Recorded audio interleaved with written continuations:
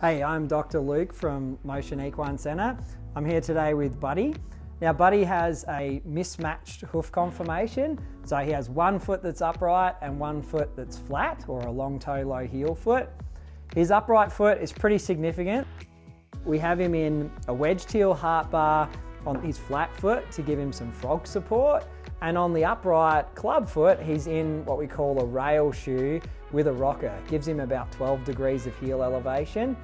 Because of his foot conformation and the way his foot grows, a lot of club-footed horses have a really toe-out appearance, so their limb rotates out a bit. That usually means that they have a pretty upright inside wall. And so we tend to put in, just a couple of nails on the inside and run some glue around the outside. One of the common things that we try and do with club-footed horses is try and get them to the point where they look a lot more even. Now, if we understand the growth patterns of an upright foot, grows a lot more heel and not a lot of toe length, we really need to concentrate on just trimming the heel back rather than the rest of the foot. So I think one of the big questions that people have about club-footed horses is, why do they kind of occur?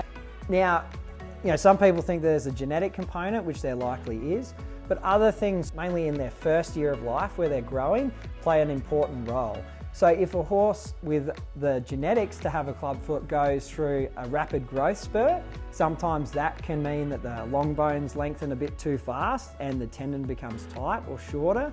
And the other thing that may happen is if we have a dry season and we've got a club-footed young horse, sometimes the toe snaps out. And once the toe snaps away, we've kind of lost that lever to stop the tendon from pulling so hard.